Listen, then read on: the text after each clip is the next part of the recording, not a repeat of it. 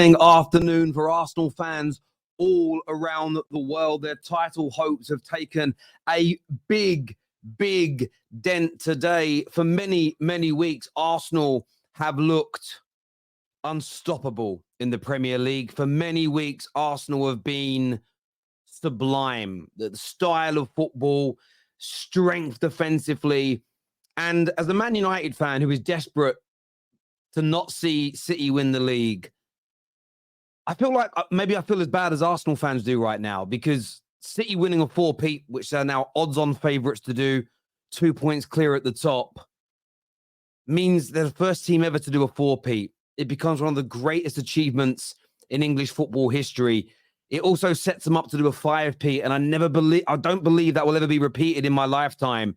So as a Man United fan, seeing a local rival, a big rival of mine, potentially achieving some history that I don't think will ever be matched in my lifetime, maybe never done again for 130 years or more in English football, this is gutting. I get for a lot of people, it will still be, let's pile on Arsenal. But for me, I was hoping that they've never been my favourites to win the league this year, Arsenal. That was always between City and Liverpool as the season progressed. But I was just hoping they could get through today, keep winning, and stop Man City achieving a ridiculous feat within history. And that was just not plausible. When I look at today's game, when you break it down, well, I say not plausible, not feasible in the end is probably a better word. But when you break today's game down, Arsenal started off impeccably well. The football was fluid. They were creating chances. They were missing so many opportunities. They just, where it was, sometimes they were shooting when they should pass. Trossard basically missing an open goal. It was a good save from Martinez, but he should be burying that opportunity. He should be cutting it in the opposite direction, not shooting it straight at the goalkeeper. But what I saw in the first half was Arsenal dominating, but a team that every minute that went by started to feel the pressure. Liverpool dropped points. City won yesterday. It's a big opportunity. You could see it in the way they played, and you could feel it coming through the speakers from the stadium. You could hear it. You could hear the anxiety in the stadium at the Emirates. And I tweeted about 60 minutes in the game, would Arsenal have the mentality to see this game through? Now, there were some mistakes that were made. I think starting Gabriel Jesus up front was a mistake. I think that Jorginho should have come onto the midfield much sooner, because in that second half, Unai Emery told his players, just go out there and grab hold of the ball. Just get hold of the ball and go and play football. And they did.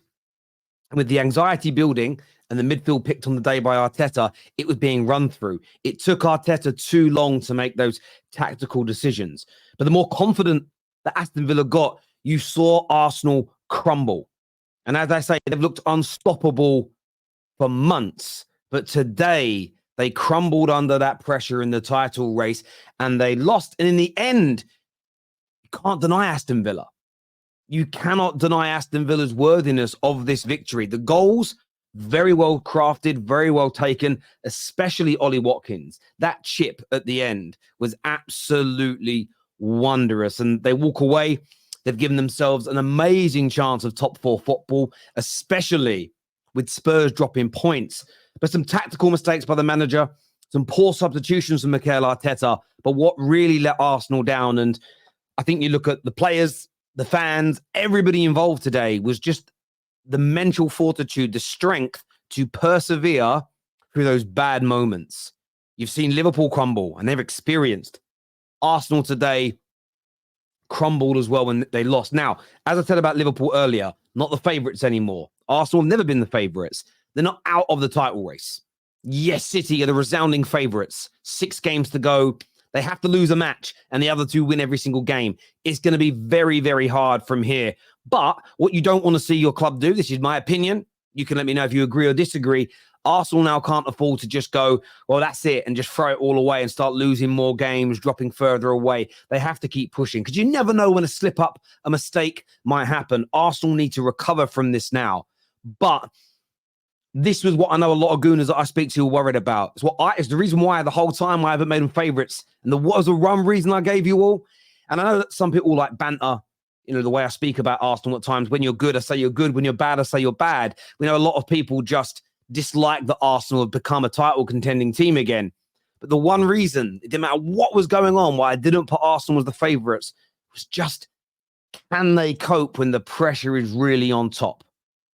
And today they prove they're still not there. You'll have your opinions as to why you think that is. It could be experience, it could be personnel, it could be the manager in your opinion. And I really want to gauge what you believe that is. There's a comment here that says Terry is crying right now. Listen, I am crying.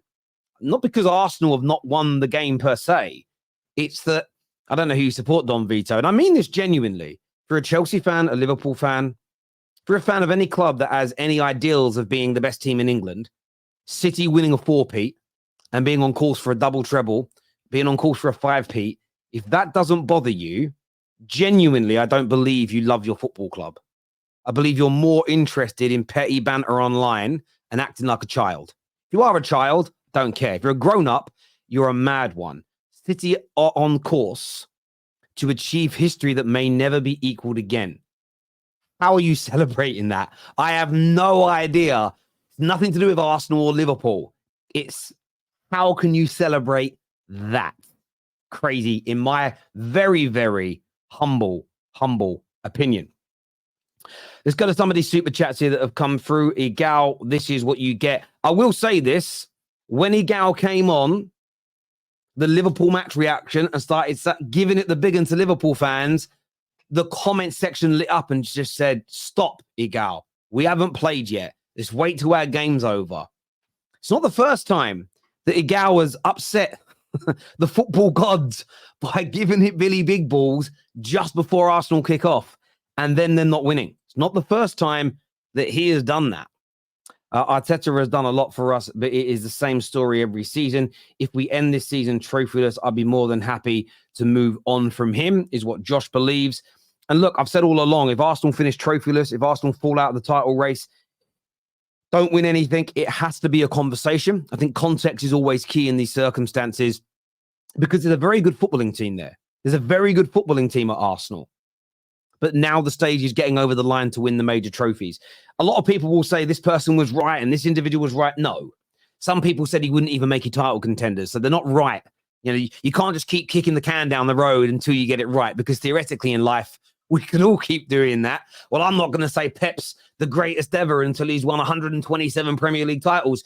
There comes a point where you just got to say, we were all wrong, or we were all right, or whatever it may be. And look, Arteta has made this Arsenal team so much better. We'll see how the rest of the season pans out, but I understand people questioning him 100%. I get it. Best team in the league. The elephant has fallen off the tree. They should have gotten Saka to dive for a penalty. They have been the best team in the league up until now, but now City are. You deserve this loss, Igal. Good evening, Terry. Igal getting some stick tonight. Igal is the biggest jinx. Listen, in every corner of the world, there is a thing about jinxing things. There's a thing about the arrogance leading to a fall. In every culture, in every walk of life, it exists. So when I say the football gods, that's just a playful way of saying, don't be arrogant. Because whatever it is that you... Like I was reading the Bible the other day, that says a lot of shit about being arrogant. Right? And what happens after you be arrogant. So I don't know. Maybe it's just, but I think calm down.